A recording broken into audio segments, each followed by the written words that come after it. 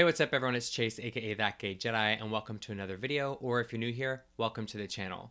This one's a special one because I'm celebrating 100 subscribers on YouTube, and while that might feel like a small amount to some, for me it feels like I finished first in the Bunta Eve Classic. It's working!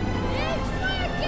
So to celebrate, I thought it would be fun to have a relaxed sort of hangout video where I share with you some of my favorite Star Wars collectibles, including some general collectibles, some amazing fan art and fan-made pieces, and lastly, some Star Wars vintage pieces. So you go grab your favorite collectible and let's geek out together.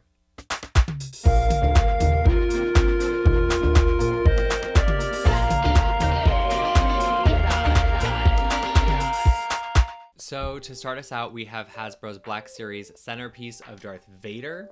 I kind of feel like that Marge Simpson meme where she's just like, I think it's pretty neat.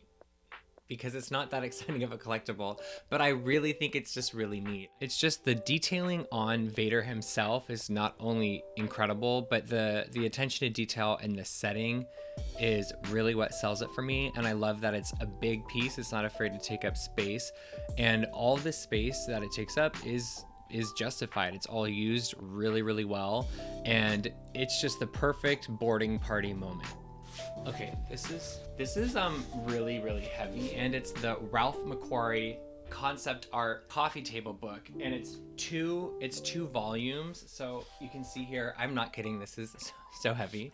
There's two volumes right here, and it's absolutely stunning. I mean, obviously it goes without saying, we all love Ralph McQuarrie, and Star Wars wouldn't be what it is without him. So this is one of my favorite pieces to have. I can't wait to have like a home and not an apartment with like a nice ass coffee table and have this out and be able to just read it over years, because there's a lot to it, but it's absolutely incredible. I feel like it's kind of a must have. It's definitely pricey, but yeah, it's just like kind of my favorite thing.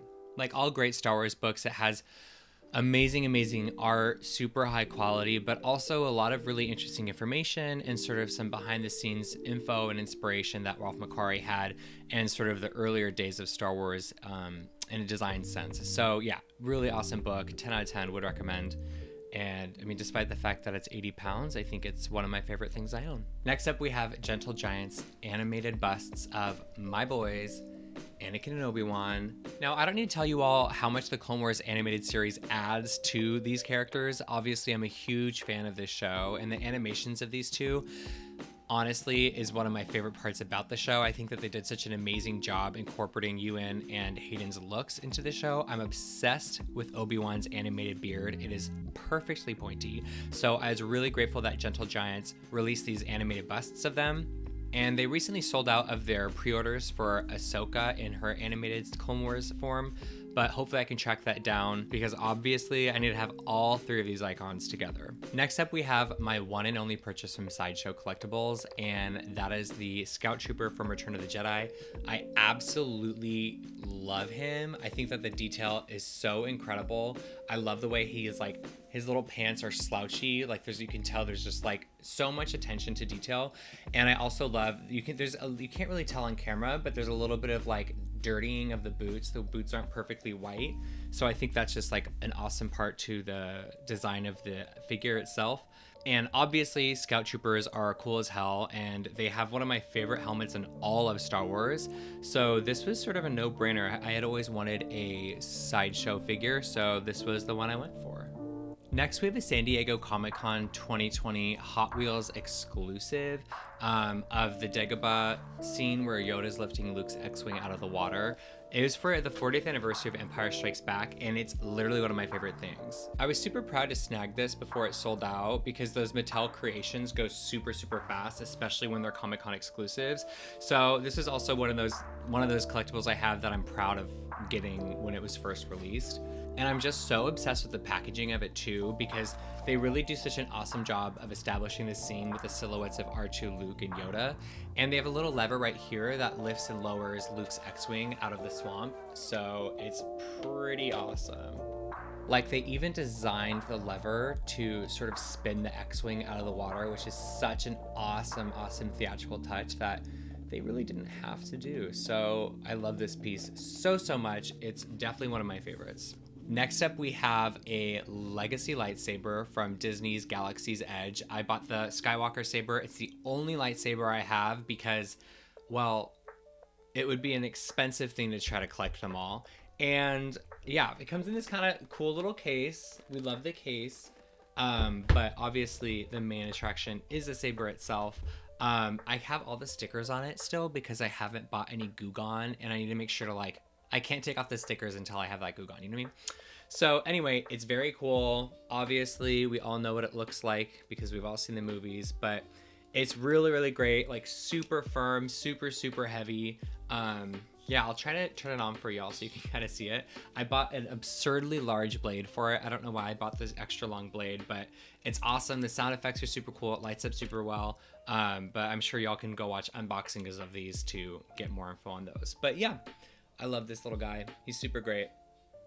So now on to the art and fan-made pieces. I just wanted to say that the links to many of these items will be in the description below in case you also would like to make a purchase. First up, I'm gonna cut to the B-roll because I cannot hold this like this forever and it's very big, but a Mondo poster. So this was the first sort of like bougie film poster I've ever purchased. I mean, it's not that bougie, but you know, it is screen printed by Mondo, and it was designed by artist Martin Ensign. I really, really love it, and I'm really proud of like the red frame I put it in. I just think it really makes it pop. So it's fun to have a giant movie poster, especially for the film that started it all. Next up, we have my very first commission by Ashley Gilroy. And how could I not include it? Because honestly, fan art is one of my favorite parts about Star Wars. So I am proud to share my first commission. When I commissioned this, I had just recently finished WandaVision, so I really wanted something sitcom-y in a queer way that spoke to Din and Luke's relationship because they are definitely in love and Grogu is definitely their child.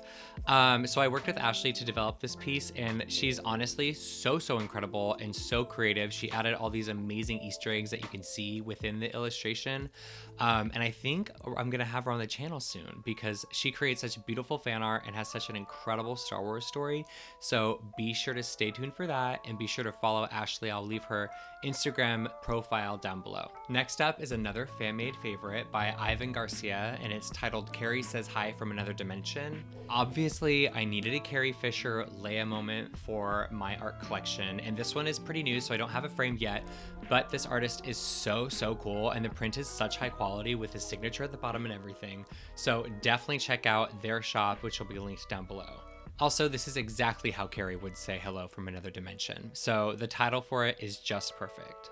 Next up is this found zine, and it focuses on found family within the Clone Wars. So it's a Clone Wars zine, and it's made up of a bunch of fan art and fan fiction, and I think there's some recipes in here too. I haven't finished reading the whole thing, but it's absolutely gorgeous. And as a queer Clone Wars fan, it's like a necessity because what's queer than a zine?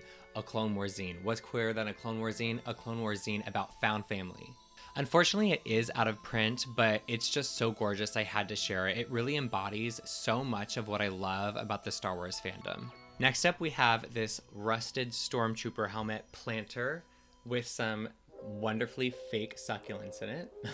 It's honestly so rad. It reminds me of that shot from The Mandalorian Season 1 with the Stormtrooper helmets on spikes. Obviously, it's a bit small, but I like to think someone on some desert planet put this little ditty together after the war. Next up is one of my favorite Etsy purchases ever, and it comes from the shop Laserbrain Studio, and that is my Ahsoka Tano hologram. I bought this during an adrenaline high right after I finished the last episode of the Clone Wars, and I was like, I need to have an Ahsoka something, and when I found this beautiful bright blue hologram, I had to go for it. And it's literally so pretty lit up in a dark room, and it fully looks like you are on a hologram call with Ahsoka Tano. And finally, we can get into sort of the vintagey side of my collection, and that's sort of just collectibles that were released at the time of the films when they came out. I don't mean vintage as an old necessarily, but anyways, I've been a longtime collector of records and LPs and vinyl, and I recently acquired some original releases of the films on soundtrack. So I have the first Star Wars, I have Empire Strikes Back, and then I have these two sort of fun audio drama vibe releases. This was the story of Star Wars, and then this one is my absolute favorite, The Adventures of Luke Skywalker, The Empire Strikes Back. This one's my favorite because the cover art is absolutely stunning. I'm obsessed with the colors and the little vignettes of the scenes from the film. But it's also cool because when you put it on, it's a narration of the story of The Empire Strikes Back blended with some of the score and some of the sound bites of the actors' original lines. So you get a pretty comprehensive delivery of this story. And then if you open it up, there's some really fun stills from the film that match up with the story being told on the vinyl. So honestly, if you ever have a little Empire Strikes Back itch going on, this is a very quick and efficient way to scratch that itch. And it's so much fun to listen to. Another really fun part about collecting original Star Wars soundtrack releases is every once in a while you'll come across original inserts from when they were released. Like this one asking fans to join the official Star Wars fan club, where you'd fill this out and mail it away and get your official membership card of the Star Wars fan club. And also this one to buy official Star Wars clothing and merchandise. So I think these are super fun to have. Obviously, I wish I could still send these in and get something from it, but they're really cool, fun moments in history to have. Also, when I bought the original Star Wars soundtrack, it came with this really awesome foldable poster. So I had that framed, and it's awesome because you can still see the crease lines and some sort of pin marks where people have hung it up, presumably like in their room and stuff. So it's also a really cool piece to have and one of my favorites. So I have it framed in my living room right now. Okay, so these last two items are actually like my faves because I actually get to wear them and I get to engage with these collectibles in a way that I don't get to with my other collectibles. So the first of which is this episode 2 crew hat that the crew wore during the making of Attack of the Clones. She doesn't fit perfect, but she fits enough. Anyways, as a prequels baby, like having pieces of prequel history really just like fuels me in the way other memorabilia doesn't necessarily. So very grateful to have this piece of Attack of the Clones history. And finally, I do have another crew clothing moment, and this is from the ILM team working on episode 1, Phantom Menace. It's this really amazing varsity style sort of jacket. You can see on the chest of the jacket, it says ILM Visual Effects Crew. And on the back, it has the episode 1 Phantom Menace logo. Again, as a kid born and raised with the prequels, having a piece from the prequel era is pretty special to me. And also having one from the movie that launched the entire trilogy is even more special. So this is definitely a favorite piece. That wraps us up for today's video. I hope you all enjoyed seeing some of my favorite pieces from my Star Wars collection. And this whole thing has got me thinking about everyone else's collections. So please let me know if you have favorite pieces from your own personal Star Wars collections by commenting down below. If you like this video, please give it a thumbs up and subscribe to the channel because I do post new Star Wars videos every single Friday. And honestly, I just wanted to say thank you again so much for all the support with this channel so far. Breaking 100 subscribers was really exciting to me, and I have all of you to thank for it. So thank you so much, and may the Force be with you always.